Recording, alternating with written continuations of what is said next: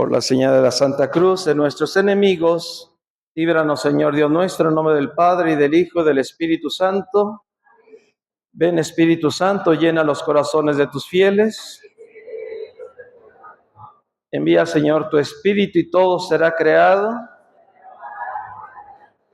Oh Dios, que has iluminado el corazón de tus fieles con la luz del Espíritu Santo, concédenos, según el mismo Espíritu, conocer lo que es recto a tus ojos y gustar de sus divinos consuelos. Por Jesucristo nuestro Señor. Espíritu Santo, fuente de luz, en nombre del Padre, y del Hijo, y del Espíritu Santo. Si gustan sentarse.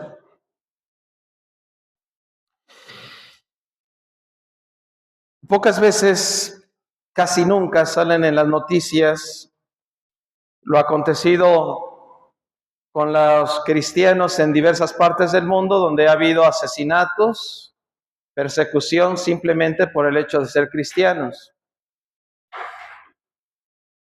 Desde los orígenes, desde el inicio, ha habido persecución contra los cristianos. Tú recordarás la primera persecución ya propiamente, pues es a Jesucristo mismo.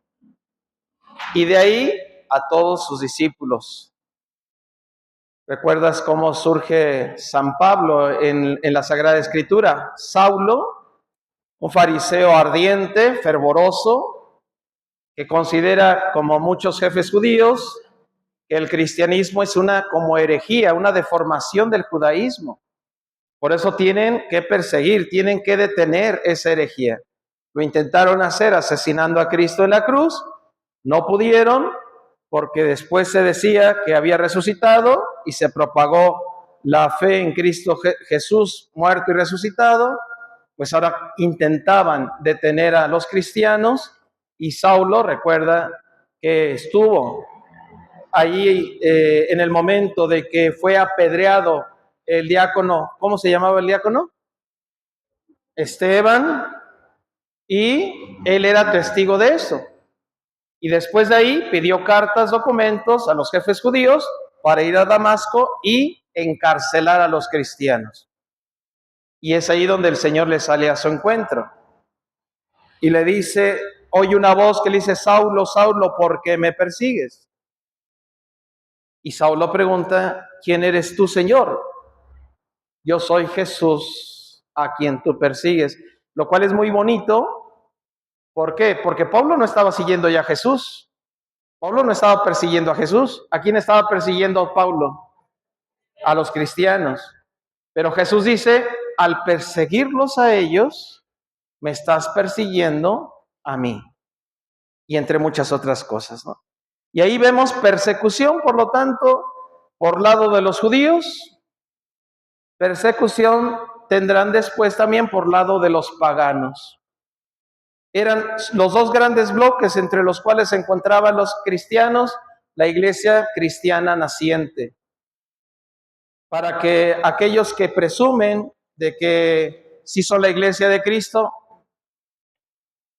si no hunden sus raíces hasta Jesucristo por medio de los apóstoles, no es la iglesia de Cristo. Y estos falsos que están aquí en Celaya diciendo somos la iglesia católica brasileña, es falso. Se apropian de un nombre para engañar a los que sí somos católicos, ¿no? No es que tenemos sucesión apostólica. No solamente sucesión apostólica, es mantenerse en la fe de los apóstoles. Pero bueno, pues desde que surge el cristianismo se ha visto en esa situación de persecución. Sin embargo, por ejemplo, en el año 2002 encontramos lo siguiente. En 2 milenios de cristianismo se calcula que 70 millones de cristianos han sido asesinados por su fe. 70 millones de cristianos. De ellos, 45 millones y medio, es decir, el 65% del total de los mártires cristianos, ¿en qué siglo creen que fue?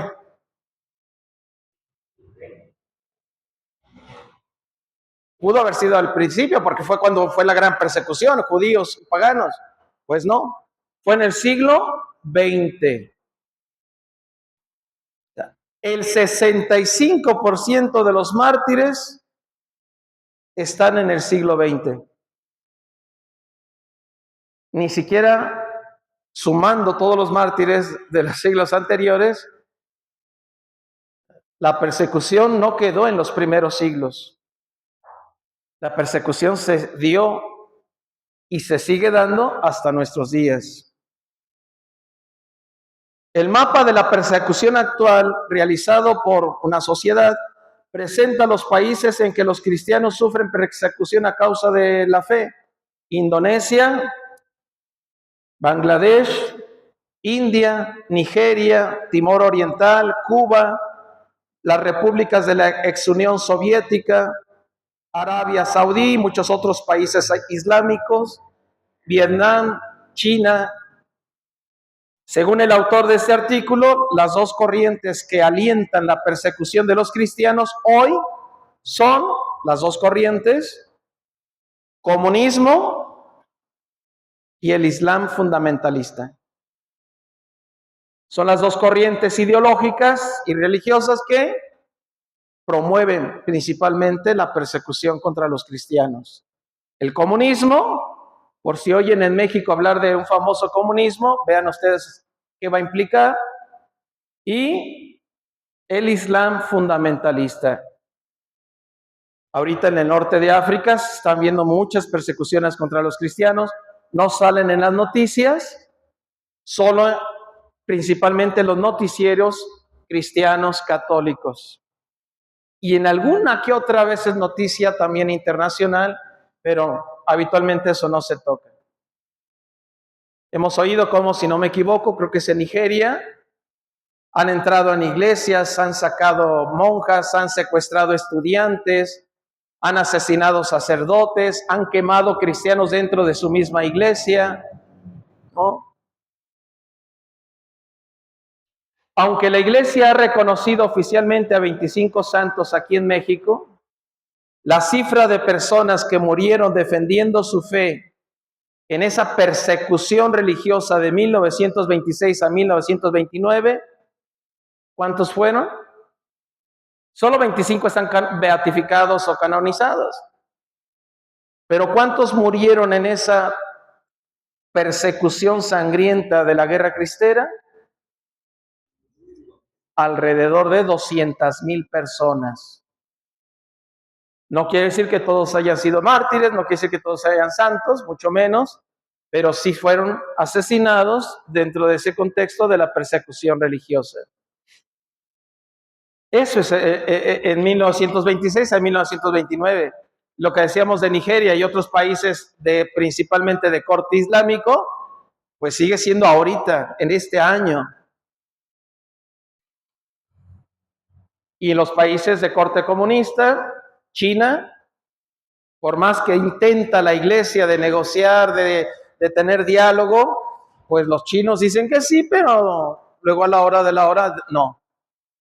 En Cuba lo mismo. Además de Cuba, ¿qué países de Latinoamérica hay persecución directa contra los cristianos?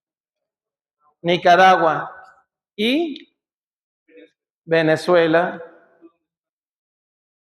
Vean ustedes cuáles son nuestras referencias en esta nueva forma de querer gobernar. Vean hacia dónde vamos a ir. Un autor, Verástegui, a algunos les agrada, a otros no, en fin, pero dice algo que también es muy verdadero. Estamos en una persecución religiosa. No es una persecución religiosa sangrienta, con armas, sino donde se define el alma de los cristianos, el alma, la esencia. Decía don Víctor que porque es difícil que de repente la iglesia también levante la voz, ¿no? Decía don Víctor que porque el gobierno está atento, y eso salga donde salga, porque esa es la verdad. Las autoridades, ya que cada quien se ponga el saco que le corresponda, están atentas.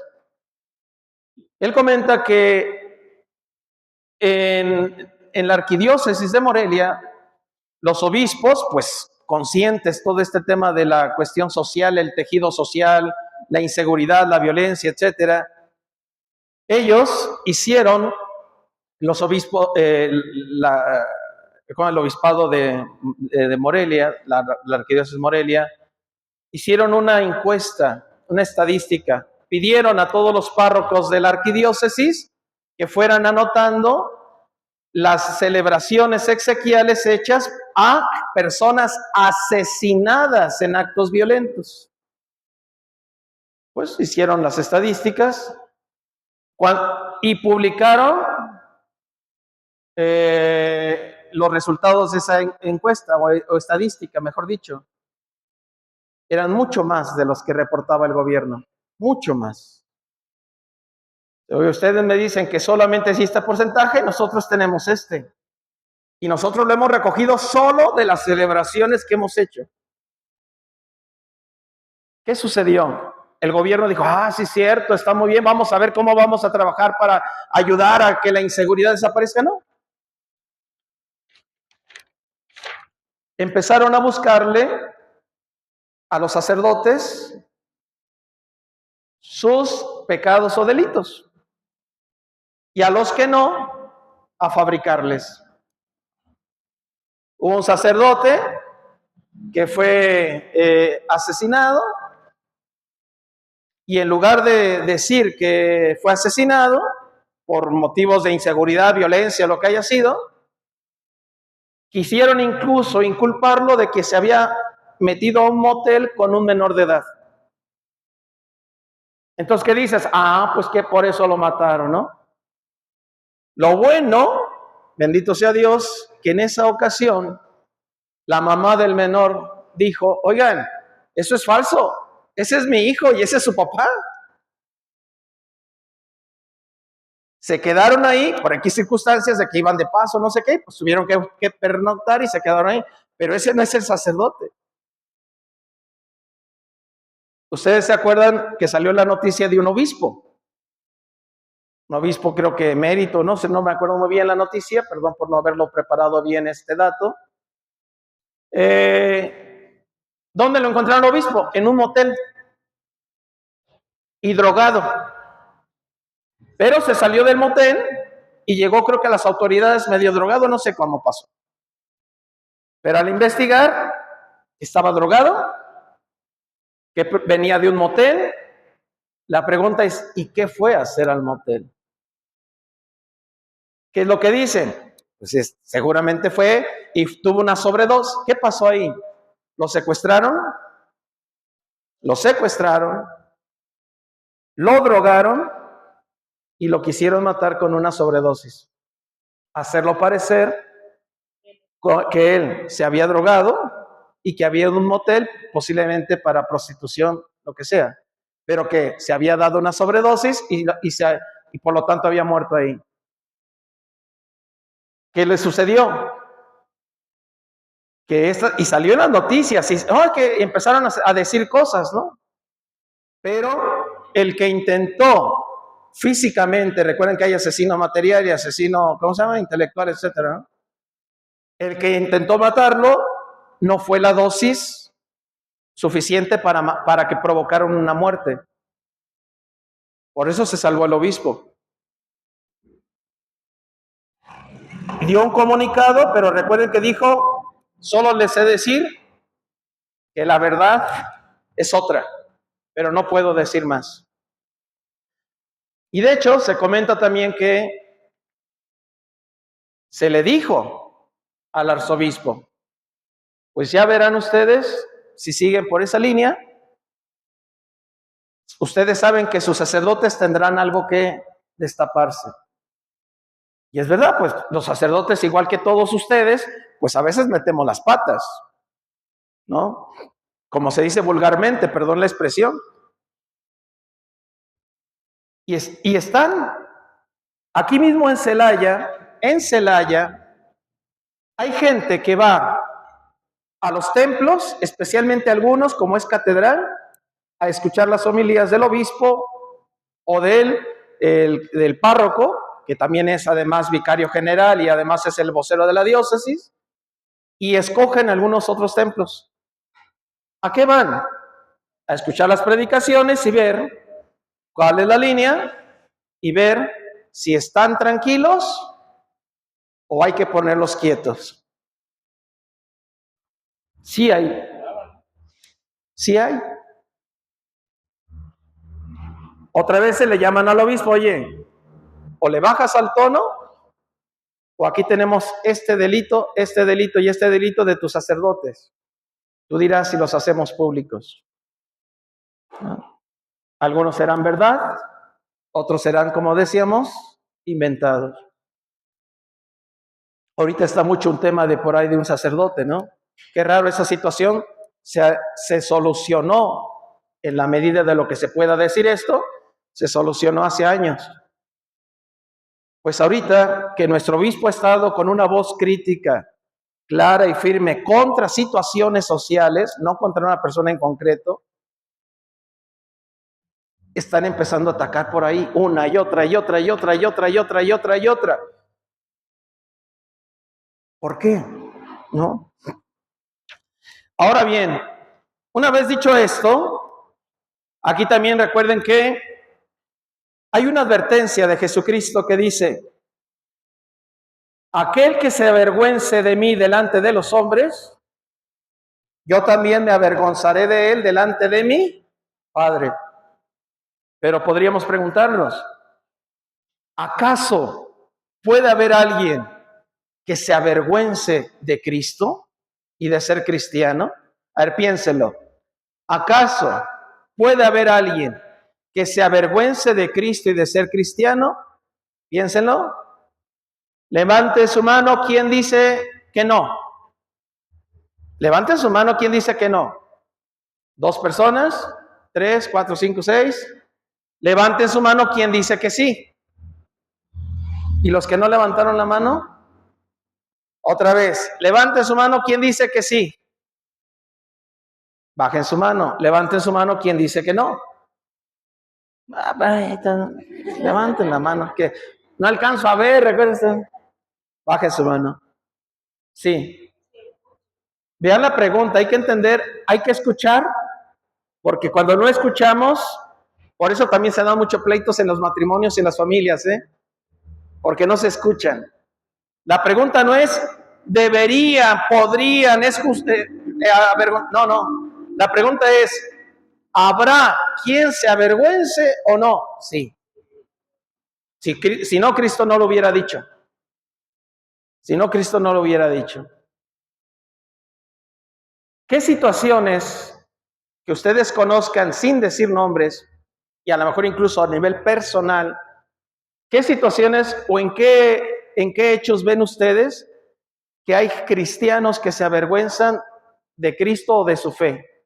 ¿En qué podemos notarlo? ¿Cómo se manifiesta eso? A ver, ¿qué acciones? Hay personas que... Fuerte para que la escuchen. A ver, porque si no, no la escuché. Hay chistes desagradables sobre la iglesia. La gente se ríe sobre mí.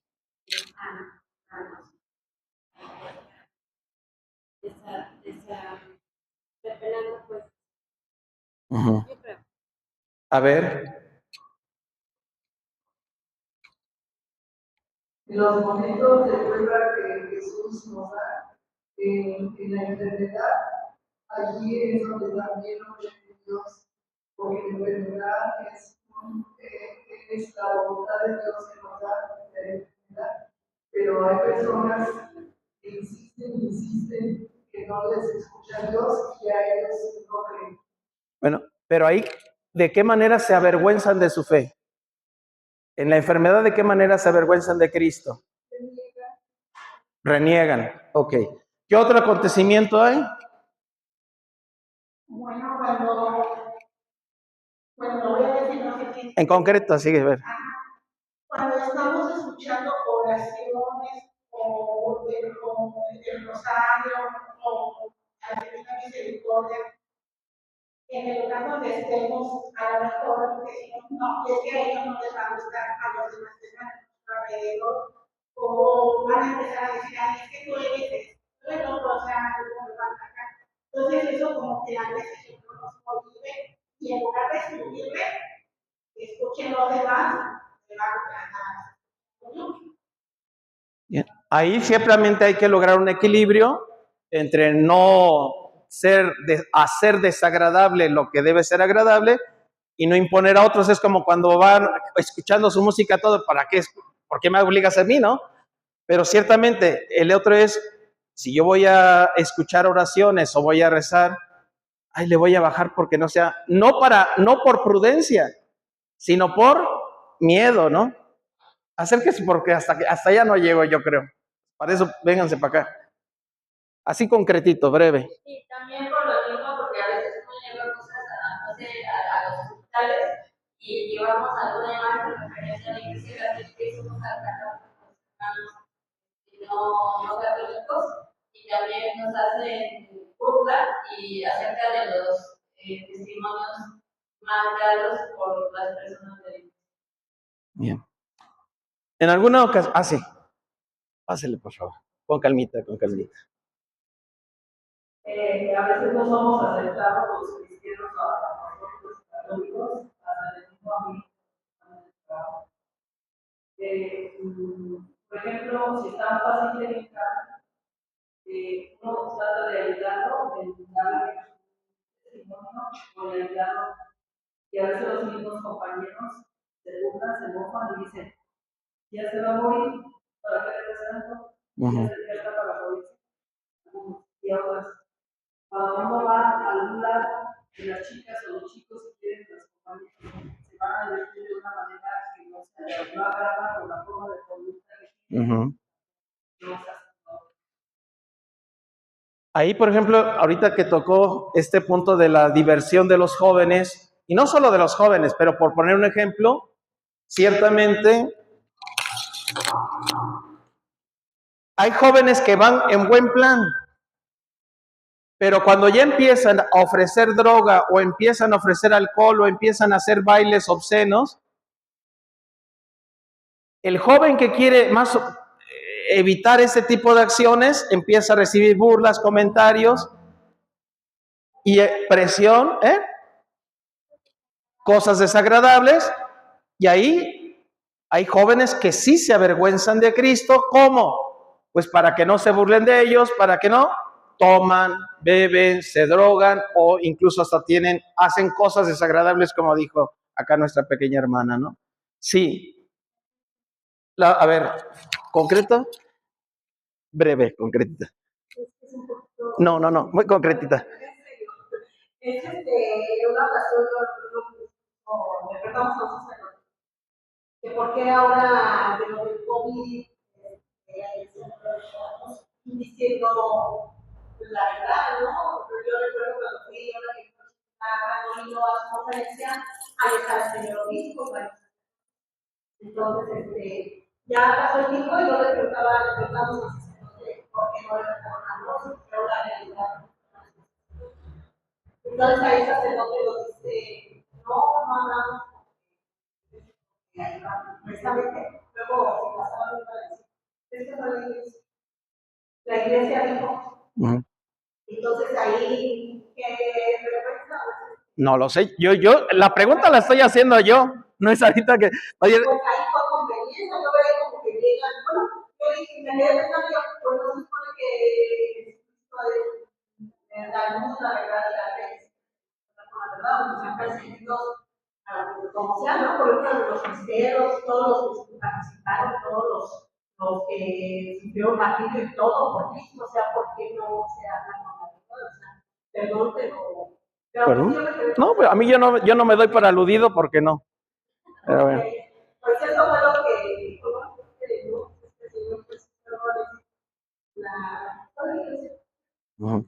sí. Ahí es una situación más compleja. Acá la pregunta es, ¿quién se avergüenza de Cristo? ¿Quién se avergüenza de su fe? Ahí la pregunta es, ¿quién tenía realmente la enseñanza de la verdad? Yo no podría haber dicho nada porque no conocía nada de esa situación realmente. ¿Qué es lo que podía hacer? Lo que mis superiores me decían. Mis superiores me dijeron, hay que evitar misas aglomeradas, pues evito eso. ¿Por qué? Porque yo actúo desde lo que conozco y tengo. Lo que conozco y tengo era estas indicaciones de mis superiores, lo hago. Ahora, que el Papa, que los de la Santa Sede y tal, pues ellos dijeron lo que tenían que hacer. ¿Y quién dice que no es verdad? Cosas que sí hubo. Lo dijo esta autora y lo dijo, y yo la respeto y la quiero mucho y la admiro muchísimo. Pero no por ello voy a dudar de la acción del Papa y de los que están al frente. Ahí es más difícil. Ahora, ciertamente, si yo no tengo todos los datos, por ejemplo, no es que porque gente que decía, no, es que Cristo no contagia. Claro que Cristo no contagia, pero la saliva sí. ¿Y cómo empezaron aquí en situaciones de Celaya? Templos que no tomaban las medidas de salud, empezaron también a enfermarse. ¿Qué tan? Ahí es más que eso, o sea, es el tema de, ¿tenemos o no tenemos las herramientas para tomar decisión? Pues yo yo hablo de mí, actué con las herramientas que tenía, por eso me siento muy tranquilo, ¿no? Ahora, entre más autoridad, pues lógicamente más sabrán. Ahora, yo estoy seguro que no hicieron o no dijeron lo que tenían que hacer o decir. Pues yo no me atrevería tanto porque no llego a ese conocimiento. Pero bueno, pero ciertamente es, ahí cuál sería el asunto más directamente, tal vez un ejemplo más claro es cuando por miedo a perder privilegios no digo la verdad, sabiendo cuál es la verdad, ahí estoy traicionando a Cristo. Es verdad. O sea, eso es verdad. Exactamente en el tema del COVID, ¿se aplica o no se aplica? Eso es lo que no sé.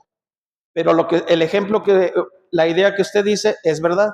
Cuando alguien, ya sean obispos, ya sean sacerdotes, ya sea la iglesia como institución, no dice la verdad, sabiendo que es verdad, para no perder privilegios o para no perder bienhechores o para no perder apoyos, eso es traición a Cristo. Eso es traición evidente. Eso es una mentira y es una hipocresía, es una falsedad. ¿Por qué? Porque es buscar algo que no es Cristo, ¿no? Está faltando a los 10 mandamientos y principalmente a la verdad, a la valentía con el Señor, ¿no? Hay un asunto, por ejemplo, preguntaba un seminarista, padre, es que cuando empezó todo el tema de la violencia, recuerdan que hasta nos mandaban mensajes de WhatsApp, ¿no? Aquí venimos y los vamos a liberar, no tengan miedo. ¿Y cuál? Pues nada más vinieron a ocupar lugares y peores, ¿no? Empezaron a asesinar gentes, a narcomenudistas y etcétera. Y entonces un seminarista decía, no, es que, padre, es que ¿por qué no hablan los sacerdotes? Tendrían que predicar de esto. Sí. Pero, ¿qué tan prudente es esa predicación? Hubo dos sacerdotes que mencionaron, por ejemplo, si mencionas apellidos o nombres, inmediatamente le llamaron al obispo, en aquel tiempo el obispo que estaba, señor obispo, o pone en paz a su sacerdote o vamos a tener que levantarlo. Y en atención a que es sacerdote, se lo estamos comunicando. Dos sacerdotes tuvieron que ser cambiados. Hace poco, recuerden uno de Chiapas o Oaxaca, no sé qué, ¿no? Muy famoso, salió en las noticias. Lo tuvieron que cambiar por amenaza. Ahora bien, aunque haya amenaza, si es la voluntad de Dios, no importa que aunque uno lo amenace. Pero también viene lo otro. Hay sacerdotes que pueden motivar e impulsar a la comunidad. Y el sacerdote se va porque nada más va a la misa y se retira. ¿Quiénes son los secuestrados? ¿Quiénes son los asesinados? ¿Quiénes son la comunidad? Pero bueno, pero ciertamente ahí es otra vez, recuerden que hablábamos de discernimiento. Discernimiento. No hay recetas para todo. Lo que sí es que hay que ser fieles a la verdad. Ahora, no avergonzarse a Cristo Podríamos decir, bueno, los grandes acontecimientos, ¿no? ¿Sí? Pero recuerden que decíamos también, vamos a los acontecimientos diarios. Cuando uno va delante del templo y se va a persignar y ve que hay gente, mejor no lo hace, ¿no? O esa crucita ahí toda tímida y corriente, ¿no? Es una cosa tan simple y tan sencilla, pero si en eso nos da vergüenza, si en eso nos da pena, ahora que serán cosas así tan grandes, ¿no? O decía, ¿no? En las familias, comentarios, bromas obscenas, groseras, grotescas. No es cuestión de pelearse, pero sí es cuestión de tal vez dar una luz. Si mira, de esto no me gusta hablar, o mira, de esto yo no bromeo, o hay estas cosas que yo no. O cuando sale una escena indebida en la película, en la televisión, ahí se queda. En lugar de decir, vamos a cambiarle de canal, oye, vamos a adelantar. No, padre, pero es que luego se enojan, es que luego se burlan de mí, es que... Entonces más vale ofender a Dios que pasar ese momento incómodo. Podemos buscar muchos ejemplos donde vemos esa vergüenza que podemos tener. Los mismos sacerdotes, ¿eh? O sea, los mismos sacerdotes podemos también ser probados en ese sentido y muchas veces fallar en la prueba. Hay sacerdotes que quieren pasar desapercibidos. Si yo voy al cine, a mí me gusta ir al cine, pues lógicamente no voy como actuando como sacerdote. Pues no voy a ir en sotana, si no voy a, o sea, voy al cine o voy a ir hoy fui a jugar con hermanos sacerdotes, antes jugaban con sotana, pero ahora ya no, pues vamos a jugar normal. Pero no es por vergüenza a que sepan que somos sacerdotes. Pero hay sacerdotes que sí les da vergüenza. Recuerdo un formador de seminaristas, pues ahí llevaban todos los, o monaguillos, ¿no? Todos ahí. O sea, cuando vaya conmigo, no digan que soy padre, ¿eh? Digan que soy su tío. Pues cuántos sobrinos tienes, ¿no? Porque montonal. Yo recuerdo que me decían los monaguillos, padre, ya sé que le decimos tío también. No, díganme lo que soy, su padre, ¿no? Soy padre, ¿no? A mí no me da vergüenza. Ciertamente a veces usaré mi ropa clerical y otras veces no, pero no es por tapar quién soy, pero sí da vergüenza.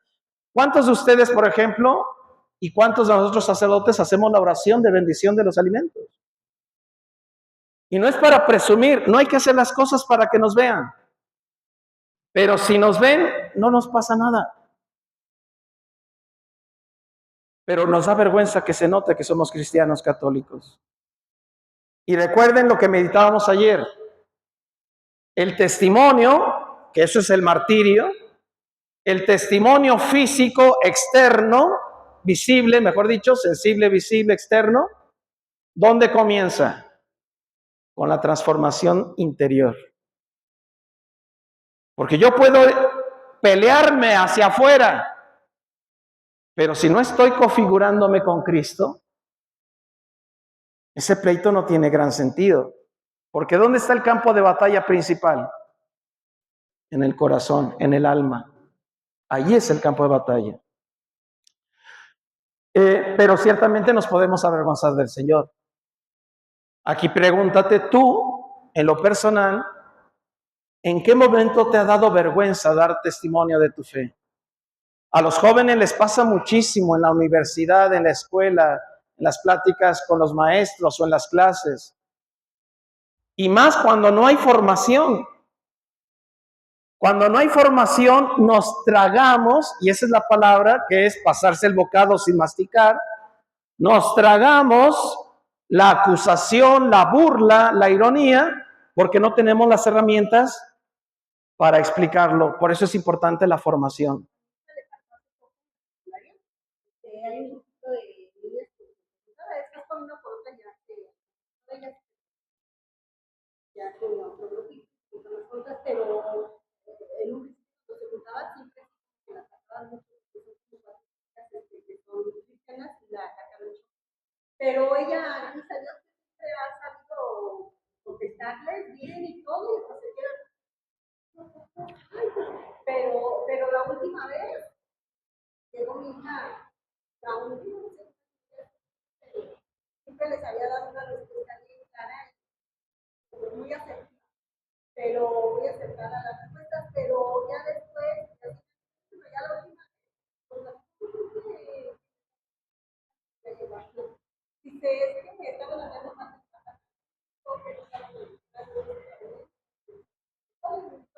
y no me lo dijeron a mí, pero estaban hablando entre ellos, y lo dijeron bien fuerte para que me escucharan, y ella empezó a llorar. Y empezó a llorar, ya me... Hay momentos donde nosotros debemos intervenir, hay otros momentos donde no. También eso es lo que viene en la prudencia. Ahora, qué bueno que ella sí tiene ciertas herramientas para responder, pero ¿y nosotros? ¿Y ustedes los padres? ¿Y usted? Porque se puede, qué bueno que sus chicos tengan las herramientas, pero ustedes, papás, tienen las herramientas para decir, a ver, ¿y qué le respondiste? Mira, pero es que también te faltó, tenemos este fundamento, tenemos esta explicación, tal. La formación tiene que ser para todos, para poder explicar, para poder dar razón. Recuerdo que dice 1 Pedro 3:15, da razón de vuestra esperanza, de su esperanza, da razón. No es para convencer, si se convencen, qué bueno, pero que tú escuchas cuáles son las razones de mi fe. Te comparto las razones de mi fe. ¿Para qué? Para que si tú te abres a la fe, tengas la alegría que yo tengo de la salvación. Pero es importante, primero, sentirnos agradecidos, bendecidos por el regalo de la fe, por el regalo del amor que Dios nos ha tenido en Cristo Jesús. Recuerden esa respuesta de San Policarpo, 80 y tantos años, no sé cuánto dice San Policarpo, le he servido al Señor y siempre me ha tratado bien. ¿Cómo le voy a pagar yo con una traición? La fidelidad es permanencia en el amor, decíamos ya ayer, ¿no? La fidelidad es permanencia en el amor. Si yo me avergüenzo de Cristo, si yo me avergüenzo de mi fe, el amor de Dios no se ha consolidado en mí. Ahora, tenemos en el Evangelio, si ustedes se acuerdan, ¿qué ejemplo tenemos en el Evangelio de alguien que se avergüenza tremendamente de Cristo? ¿En qué momento? San Pedro, cuando niega a Jesús la noche del Jueves Santo. Ese es un ejemplo clarísimo para nosotros, pero no es para criticar a Pedro. Tenemos que aprender de Pedro. Cuando Jesús anuncia nuevamente su pasión, que le dice Pedro, Señor, yo te seguiré a donde quiera, incluso daría mi vida por ti. Lo que dice Pedro es verdad. Ya decíamos ayer, cuando Pedro le dice eso a Jesús, es verdad, él está siendo sincero, honesto, pero pone su confianza solo en sus fuerzas. Cuando ya vio la realidad de que fueron por Cristo, que apresaron a Cristo, que golpearon a Cristo y que todo era un corrillo ahí contra Cristo, él vio de cerca el peligro de la muerte. Podríamos decir, ¿por qué no hablan? ¿Acaso no deberíamos decir la verdad? ¿Solo Pedro tenía que decir la verdad? Todos los discípulos del Señor.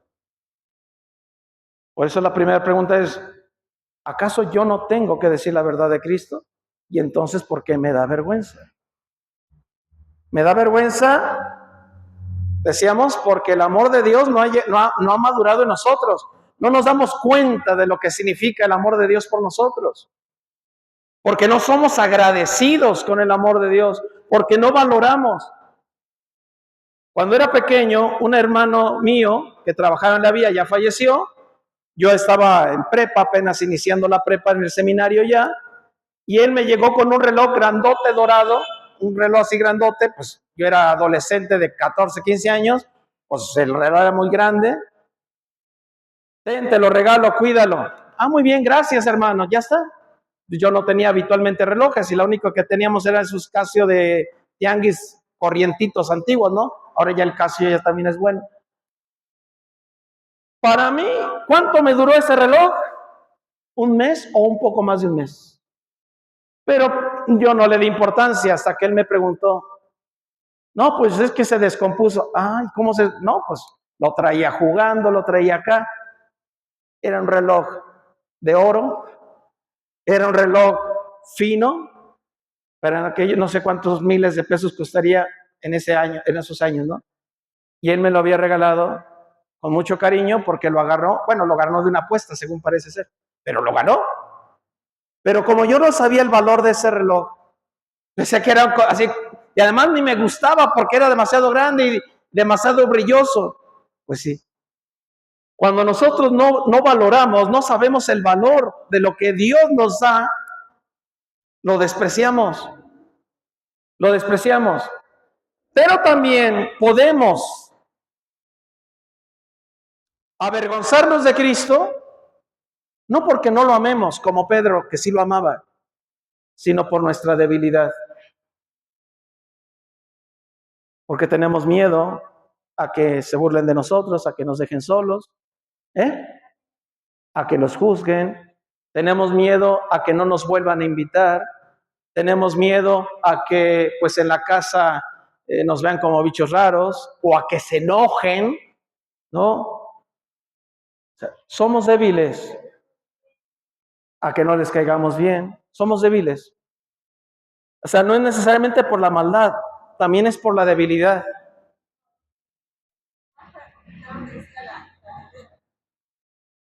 La crítica. Eso también es lo otro, o sea, decíamos, uno es porque nos falta más amor y ser agradecidos con Dios y darnos cuenta de lo que significa. Pero también lo otro es por debilidad humana. Pedro amaba a Jesús, pero en el momento en que vio ya la cercanía de que lo atraparan, de que lo juzgaran, de que lo mataran, recuerden que él era esposo, posiblemente era padre, no lo sé, tenía familia. No. Nosotros no sabemos, primero no podemos criticar a Pedro porque no estábamos en los zapatos de Pedro. ¿Podemos decir que estuvo mal lo que hizo Pedro? Sí. Pero juzgar a Pedro porque lo hizo es que es un injusto. ¿Cómo es posible? Tanto que vio del maestro, tanto que lo ama el maestro, hizo milagros. Sí, pero no dejaba de ser hombre débil. Débil. Entonces, de esa debilidad lo lleva a dejarse vencer y a tener vergüenza o miedo de que sepan que él es discípulo. Y no solo era discípulo de Jesús, era el jefe de los apóstoles. Y mira, ¿no? Puede pasar eso con nuestra fe, sí. Lo otro también es, no solo es porque seamos débiles, una tercera posibilidad es porque estamos anclados en el pecado. Porque estamos anclados en el pecado. ¿Por qué? Porque nos gusta pecar. Porque nos gusta la tomadera, porque nos gusta la droga, porque nos gusta esas escenas que salen en la televisión, porque nos gustan. Por eso traicionamos a Cristo, por eso nos olvidamos de Cristo, por eso incluso nos burlamos de Cristo. Cristo sabía que nos íbamos a enfrentar nosotros con todas esas situaciones donde se pondría a prueba nuestra fe, ¿o no? Sí. Vamos a escuchar, si gustan ponerse de pie. Mateo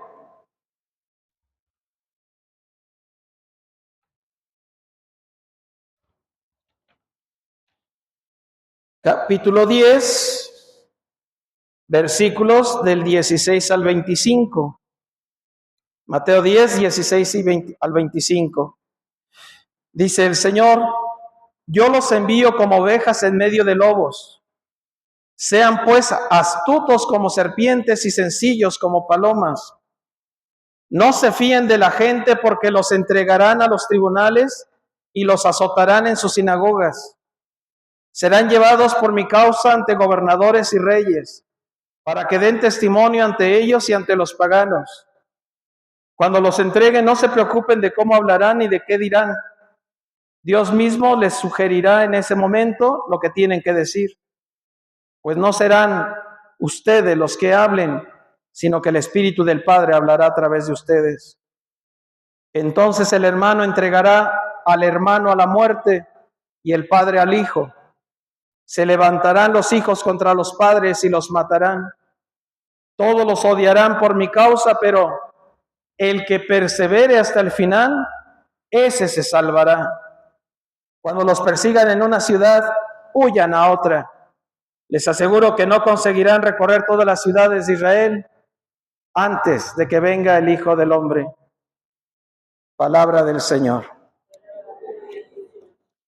Pero también dice San Juan en su Evangelio, en la noche de la última cena, le dice Jesús a los apóstoles: les he dicho todo esto para que no pierdan la fe en la prueba, porque los expulsarán de la sinagoga. Más aún, llegará un momento en el que les quiten la vida pensando que así dan culto a Dios, y actuarán así porque no conocen al Padre ni me conocen a mí. Les digo esto de antemano, fíjate lo que dice el Señor, les digo esto de antemano para que cuando llegue la hora, recuerden que ya se los había anunciado. Palabra del Señor. Por favor, siéntense. El martirio, recuerden que martirio significa dar testimonio y mártir es el testigo. ¿De quién? De Cristo, del amor de Dios, todo lo que significa eso. Ser testigo de Cristo, todo lo que significa. ¿Quién es Cristo? ¿Qué nos da Dios en Cristo? ¿Qué nos ofrece Dios en Cristo? O sea, toda la riqueza que es Cristo, ¿no? La plenitud de la divinidad de Jesucristo. Pero nos advierte que precisamente así como Él, al venir al mundo, no todos lo aceptaron. Y más aún, hubo quienes lo criticaron, lo atacaron, lo golpearon, lo asesinaron. Así también sucederá con nosotros los cristianos, sus discípulos. Pero sucederá en la medida en que seamos verdaderos discípulos de Jesús, como meditábamos ayer. El que no es verdadero discípulo de Jesús se lleva los aplausos del mundo. ¿Por qué? Porque no vive como Cristo, sino como el mundo. Y cuando uno de la fe, una persona de fe, digamos obispo, digamos presbítero, digamos diácono, digamos monja, monje, religioso, religiosa, pero digamos también ustedes, se corrompe y abraza al mundo, el mundo le aplaude. El mundo le aplaude. ¿Por qué? Porque cuando alguien que tendría que ser testigo de Cristo traiciona a Cristo, es muy buen instrumento para utilizarlo manipulando a los demás. Cuando cae un sacerdote, cuando cae un diácono, cuando cae una religiosa, un religioso, no cae solo, se lleva a muchos. Pero ¿no pasará eso también con un padre de familia? ¿No pasará eso también con una madre de familia? Donde el papá habla de Dios, predica a Dios y se enoja porque no van a misa y se enoja porque no rezan y exige a sus hijos. Pero si el papá tiene una doble vida, si el papá tiene otra casa, pero si el papá es un corrupto, pero si el papá es... ¿Qué pasa ahí? ¿No afectará eso a la fe de los hijos? ¿Cuántos hijos, teniendo papás, entre comillas, papá y mamá me refiero, papás piadosos, detestan la religión? Porque se dan cuenta que en realidad no viven lo que predican. Y eso hace aborrecible la fe. Aborrecible la fe. Pues así como se dice de un sacerdote, de un diácono religiosa, lo mismo se dice de ti. Porque incluso aunque tú dijeras, no es que pues yo soy pequeña, no tengo familia, papá, yo soy pequeñita, no me he casado, no tengo hijos, pero tienes amigos, no sé si tengas hermanos, tienes parientes, o sea, siempre hay alguien a nuestro alrededor que recibe positiva o negativamente el influjo de nuestro testimonio, siempre. Ahora, por eso dice Jesucristo, si ustedes viven como discípulos míos, prepárense, porque les va a pasar la misma suerte que yo. Pues ahí tenemos, ¿no? Ahí tenemos. Recuerda la bienaventuranza. Bienaventurados los que sufren, los que son maldecidos, los que son perseguidos a causa de mi nombre. Alégrense y salten de contento. Si ustedes leen Hechos de los Apóstoles, verán cómo dicen que cuando Pedro y Juan salieron del Sanedrín, que los azotaron terriblemente, dijeron, ya no hablen en nombre de ese Jesús, váyanse. Se fueron tristes, se fueron llorando, se fueron enojados, renegaron de Jesús. No, dice el escritor de los Hechos de los Apóstoles, se sentían alegres y agradecidos por haber sufrido en el nombre de Jesús. Ese es el mártir. El mártir no es solamente aquel que pone su pechito y tírenle aquí y ya está. Lógicamente, claro que ese es mártir. Pero el mártir es aquel que no se avergüenza de su fe, que no se avergüenza de Cristo en cualquier momento de su jornada y de su vida. No presume a Cristo en el sentido de soberbia y orgullo, porque entonces envenenas, acostumbro a decir, es como si a un buen plato lo envenenas, pues ya lo echaste a perder. ¿Cuántos de nosotros nos damos cuenta de la grandeza, de la dignidad, de lo bendecido que somos por el hecho de ser cristianos? Hay otra forma también de avergonzarse de Cristo, que es, por ejemplo, los que van a buscar fuera de la iglesia, teniéndolo en la iglesia. Y no me refiero solo a protestantes, Me refiero, por ejemplo, a los que van al yoga, al budismo. También esas personas se avergüenzan de Cristo, también esas personas reniegan de Cristo, aunque no se den cuenta a veces, porque esos no son los caminos de Cristo.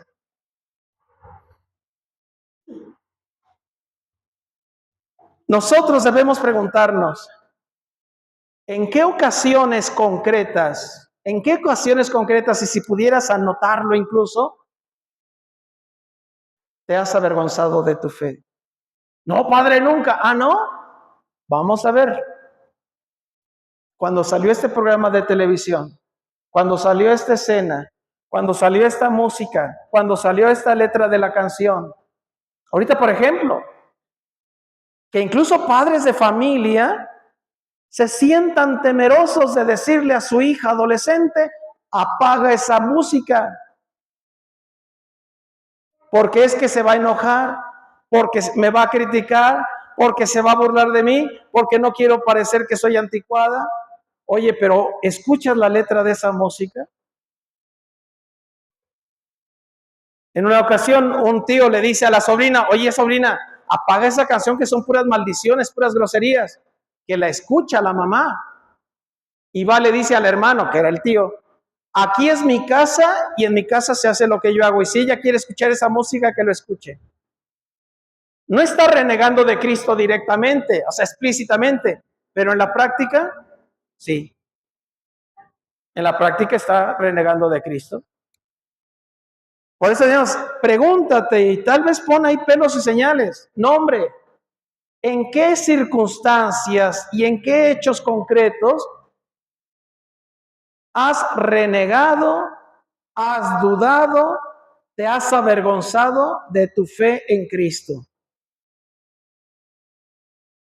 Posiblemente sacarás más cosas, más de lo que piensas. Pero para eso hay que hacer el examen de conciencia realmente ante el Señor.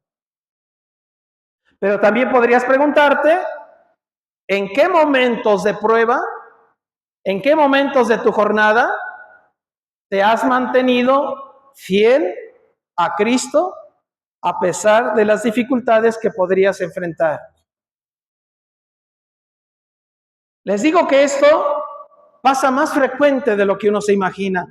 Cuando vives contra la fe, cuando no vives conforme a la palabra de Dios, ya estás renegando de Cristo.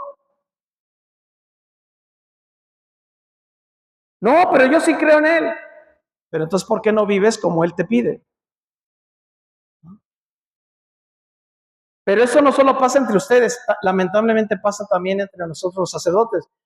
Les contaba en un retiro espiritual a los padres aquí de la diócesis una anécdota que me sucedió estando en seminarista.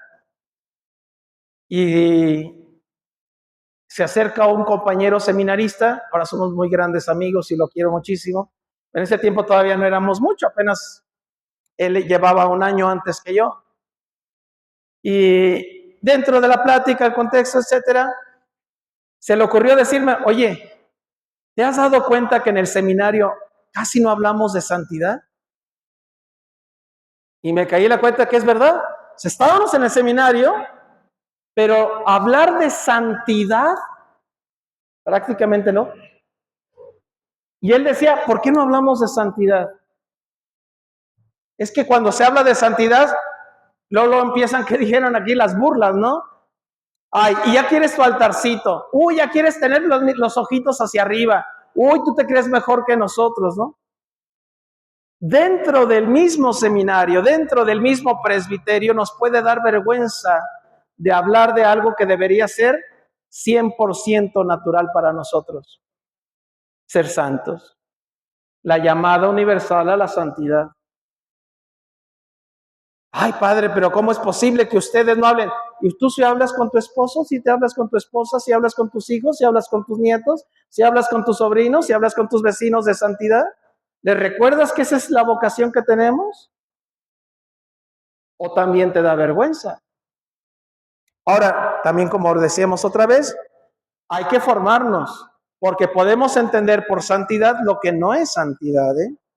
O podemos entender defensa de la fe, solo pelear hacia afuera, que pelear hacia afuera es muy fácil, cuando el pleito principal, el combate espiritual es en el alma, en el alma.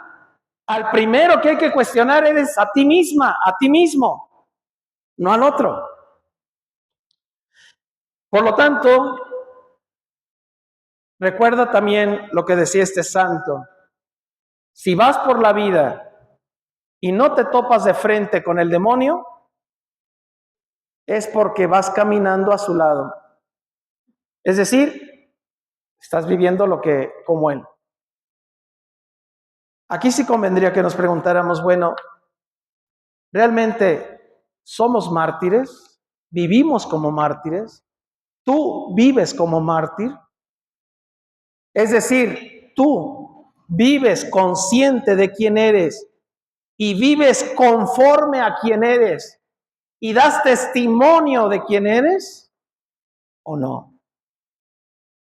Otra vez te invito a que no pienses en el otro, en la otra. Piensa en ti, en ti.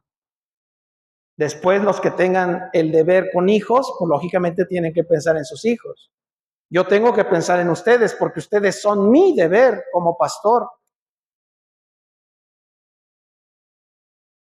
Pero primero tengo que pensar yo en mí, como cristiano y como sacerdote. ¿Qué tanto yo me avergüenzo del Señor? ¿O qué tanto me tengo alegría por ser quien soy?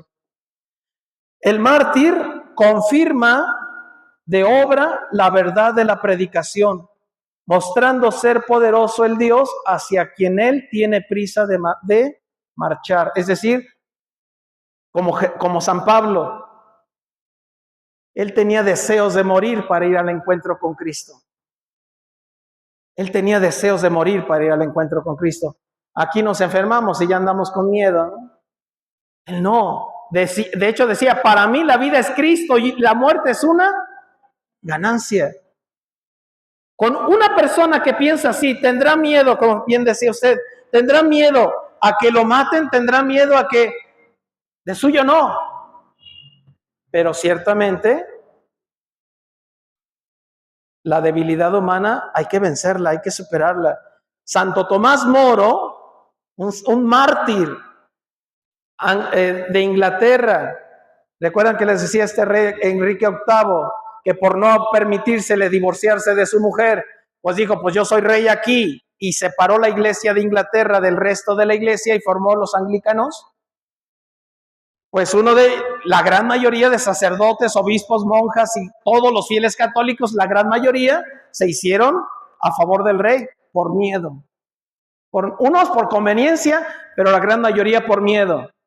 Pero otros pocos se mantuvieron firmes en la fe católica auténtica. Uno de ellos fue Santo Tomás Moro. Y trató de mantenerse lo más firme, sin necesidad de pelearse con el rey. Pero llegó un momento en que ya no pudo evadir la confrontación con el rey y tuvo que decir con claridad, no puedo firmar lo que tú me pides porque no es verdad. Estaría yendo en contra de mi conciencia. E ir en contra de la conciencia es ir en contra de Dios. O sea, estoy en contra de mi conciencia, no me puedo traicionar a mí mismo. O sea, vean ustedes lo maravilloso que es ser fiel a mi conciencia, es ser fiel a mí porque soy fiel a Dios. Y al ser fiel a Dios, soy fiel a mí mismo. Por eso las personas que son hipócritas, que son mentirosas, que engañan, y habría que ver cuántos, y sobre todo ahorita que vemos en la política, han perdido su alma, han perdido su identidad, están perdiendo su esencia, porque no se respetan a sí mismos al no respetar la verdad, al no respetar a Dios. Pero pues es que Santo Tomás Moro, firme tal en la cárcel, tiene unos escritos maravillosos. Su hija Margarita, si no me equivoco el nombre, llega un momento en que le dice, papá, el rey te está dando la oportunidad de que ya firma, ¿qué te cuesta firmar lo que él dice aunque tú no lo creas? El rey te está dando la oportunidad de hacerlo. Y su hija, no puedo traicionar mi conciencia. Y le dice a su hija, no seas tan orgulloso. O sea, lo ataca como soberbio. No es que fuera una mala hija, de hecho era una hija maravillosa, pero otra vez, el deseo de salvar a su padre, ¿no? Santo Tomás Moro le contesta en otra carta diciendo, hija, yo no tengo madera de mártir. Yo tengo miedo a morir. O sea, le contesta así sencillamente Santo Tomás Moro, dice, yo no quiero morir. O sea, yo no siento tener madera de mártir, de hecho me tiemblo, me quiebro al pensar lo que puede suceder. Pero cuando sienta que ya no puedo ya no puedo estar de pie y que me hundo como Pedro en las olas del mar, ¿qué voy a hacer? Voy a hacer lo mismo que Pedro. Señor, que me hundo, sálvame. Cuando sienta que voy a traicionar mi conciencia, cuando siento que voy a traicionar a Dios, lo único que hago es agarrarme de Cristo o dejar que Cristo me agarre. Esto también es importante. No es una lucha. La lucha espiritual es una lucha real. Los cristianos no somos superhéroes. Los cristianos no somos superhombres. Por eso es importante. No nos da vergüenza sentir el jaloneo. Santo Tomás Moro también sentía el miedo.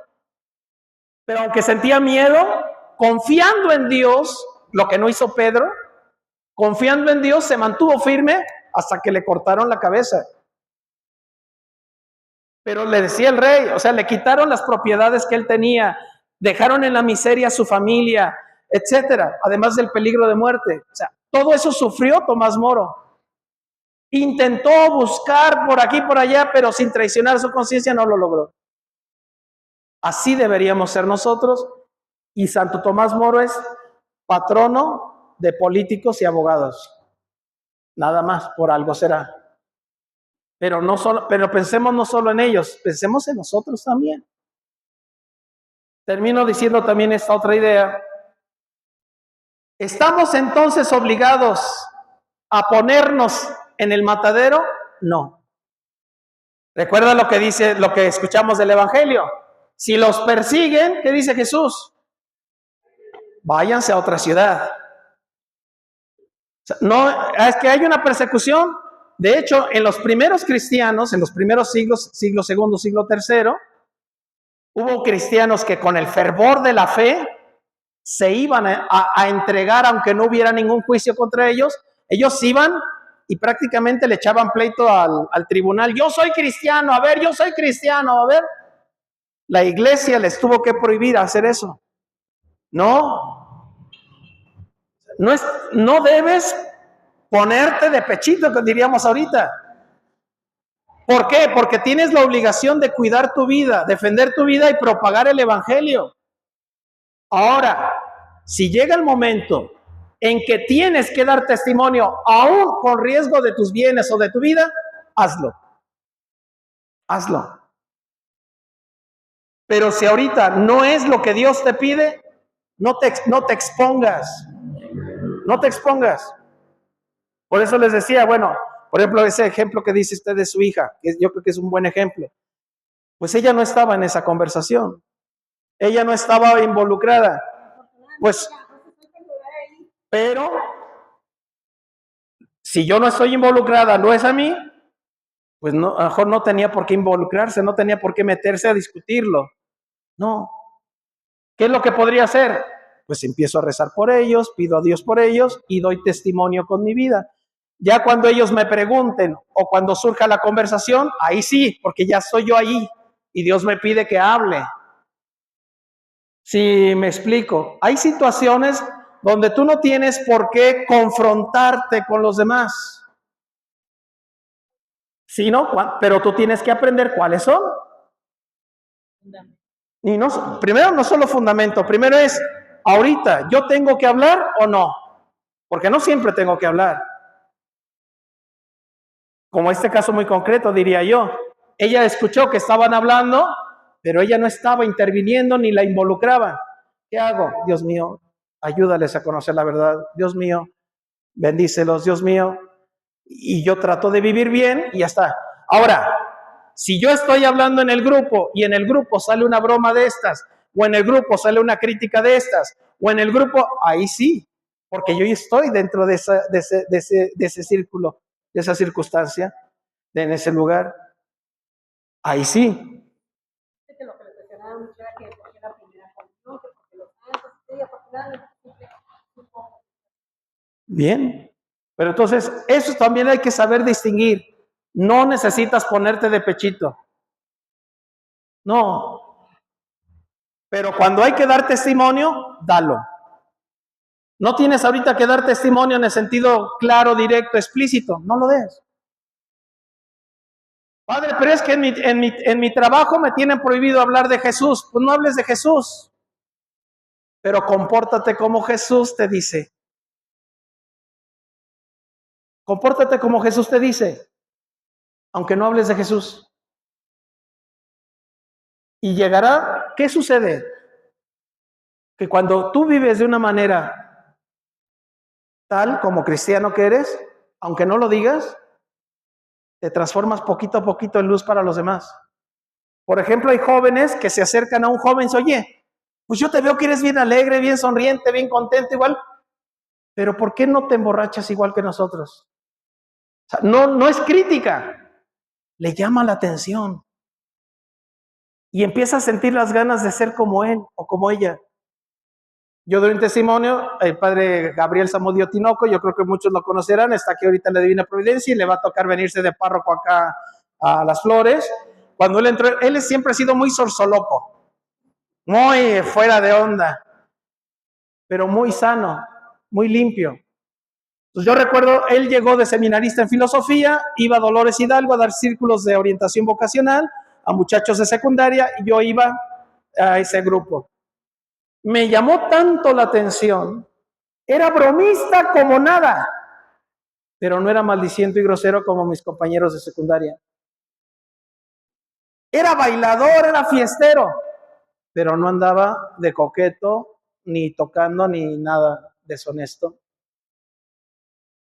Platicaba con todos, no hacía acepción entre un chavo, una muchacha, entre aquel que es bien simpático, este que es mal, no.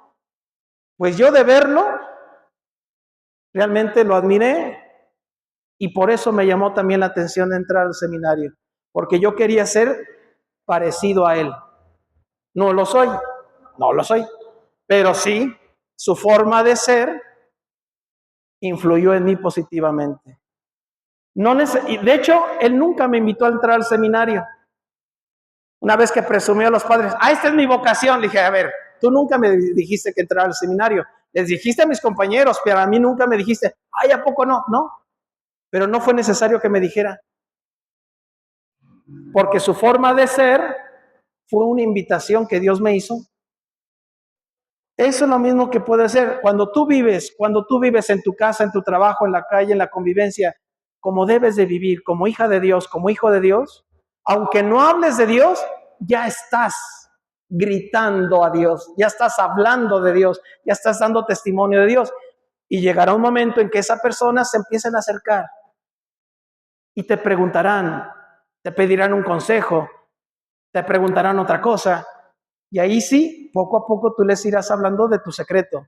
Dice San José María, le dirás tu secreto. ¿Y cuál es tu secreto? El amor a Dios. El amor a Dios. Eso es ser mártir. Eso es ser mártir. Pues ojalá que estas consideraciones nos ayuden dentro de estas cuaresmales y veamos qué nos pide el Señor en estos últimos días de Cuaresma. Él nos advierte que no tengamos miedo ante las persecuciones, las críticas, las burlas, las ofensas. Al contrario, si el mundo nos aplaude, cuidado porque no estamos viviendo bien nuestra fe. Pero fíjate otra vez, dice, a causa de mi nombre. Hay padres que todos me regañan, todos me critican, ya me siento feliz. No, te critican porque eres burlona, te critican porque eres chismosa, te critican porque eres floja. No, eso no es a causa de Cristo. Eso no es a causa de Cristo. A causa de Cristo es que vives la caridad, que vives la humildad, que vives el servicio, que vives la alegría, que vives... Eso sí es a causa de Cristo. Porque rezas, porque comulgas, porque te confiesas, porque perdonas. Eso sí es a causa de Cristo. Pues vamos a terminar. Vamos a terminar nada más recordando la grandeza del martirio. En lugar de tener miedo, dicen los mártires, si Dios me concediera ser lavado en mi propia sangre, si aceptada la muerte por Cristo recibiera yo el segundo bautismo, que es el del martirio, saldría seguro de este mundo. Preciosa es en la presencia del Señor la muerte de sus santos. ¿Cuánta alegría tendríamos nosotros si viviéramos nuestra fe así, con conciencia de mártires? Pues vamos a terminar, si gustan ponerse de pie. En el nombre del Padre, y del Hijo, y del Espíritu Santo, vamos a rezar el siguiente salmo. Salmo 91. Vamos a decir como estribillo, daremos gloria a tu nombre, Señor, todos. Es bueno dar gracias al Señor y tocar para tu nombre, oh Altísimo, proclamar por la mañana tu misericordia y de noche tu fidelidad, con arpas de 10 cuerdas y laúdes sobre arpegios de cítaras. Todos daremos gloria a tu nombre, Señor. Tus acciones, Señor, son mi alegría y mi júbilo las obras de tus manos. Qué magníficas son tus obras, Señor, qué profundos tus designios. El ignorante no los entiende, ni el necio se da cuenta. Todos daremos gloria a tu nombre, Señor. Aunque germinen como hierba los malvados y florezcan los malhechores, serán destruidos para siempre. Tú, en cambio, Señor, eres excelso por los siglos. Todos daremos gloria a tu nombre, Señor. Porque tus enemigos, Señor, perecerán, los malhechores serán dispersados, pero a mí me das la fuerza de un búfalo y me unges con aceite nuevo. Mis ojos despreciarán a mis enemigos, mis oídos escucharán su derrota. Todos daremos gloria a tu nombre, Señor. El justo crecerá como una palmera, se alzará como un cedro del Líbano, plantado en la casa del Señor, crecerá en los atrios de nuestro Dios. En la vejez seguirá dando fruto y estará lozano y frondoso, y para proclamar que el Señor es justo, que en mi roca no existe la maldad. Todos Gloria al Padre, y al Hijo, y al Espíritu Santo. Todos daremos gloria a tu nombre, Señor. Todos unidos formando un solo cuerpo, un pueblo que en la Pascua nació, miembros de Cristo en sangre redimidos, iglesia peregrina de Dios. Vive en nosotros la fuerza del Espíritu, que el Hijo desde el Padre envió. Él nos empuja, nos guía y alimenta. Iglesia peregrina de Dios. Somos en la tierra semilla de otro reino. Somos testimonio de amor. Paz para las guerras y luz entre las sombras. Iglesia peregrina de Dios. Paz para las guerras y luz entre las sombras, iglesia peregrina de Dios. El Señor esté con ustedes. Que por intercesión de la Virgen María tengan un buen regreso a casa. El Señor esté en su camino y sus ángeles los acompañen. La bendición de Dios Todopoderoso, Padre, Hijo y Espíritu Santo, descienda sobre ustedes, su familia y trabajos, y permanezca para siempre. Buenas noches, pues mañana quien guste acompañarnos a las 6 de la mañana el Rosario de Aurora, a las 5 de la tarde el Santo Vía Crucis, a las 5:30 bendeciré alguno de los altares aquí por la calle Manuel Doblado, a las 6 el acto aquí a Nuestra Madre Santísima en sus dolores, a las 7 la Santa Misa y terminamos con el último tema de los cuaresmales. Que pasen buena noche.